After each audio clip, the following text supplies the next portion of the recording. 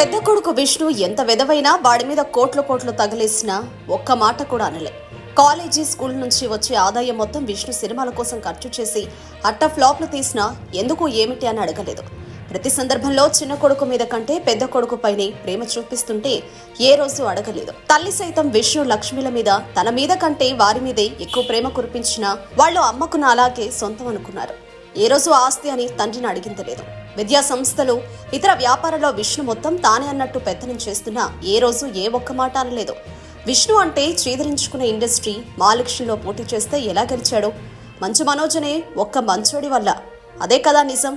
నోరు మంచిదైతే ఊరు మంచిది అంటారు. కానీ మంచు ఇంటిలో నోరు మంచిగా ఉంటే మంచు మనోజ్ లాగా వివక్షకు గురవుతారు. మంచు మనోజ్ అనే వ్యక్తి తన సినీ కెరీర్ లో ఏ రోజు పలానా సినిమాకు మీరే ప్రొడ్యూస్ చేయండి అని తన తండ్రిని అడిగింది లేదు. 97% తన సినిమాలన్నీ బయట ప్రొడ్యూసర్స్ తోనే సినిమాలు పనొచ్చు చేశాడు. అందులో చాలా సినిమాలు ప్రొడ్యూసర్స్ కు లాభాలే తెచ్చిపెట్టాయి. విష్ణు సినిమాలాగా నష్టాలను కాదు.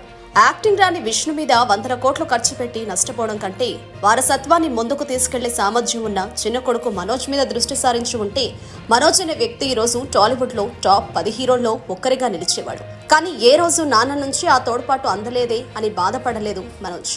కానీ ఒకే ఒక్క విషయంలో మనోజ్ బాగా హట్ అయ్యాడు.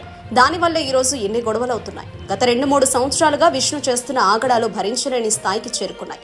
మోహన్ బాబు యూనివర్సిటీలో విద్యార్థులను ఫీజుల రూపంలో కొత్త రూల్స్ రూపంలో వారిని పట్టి పీడిస్తుంటే ప్రశ్నించాడు. అంతే, గొడవలు స్టార్ట్ అయిపోయాయి.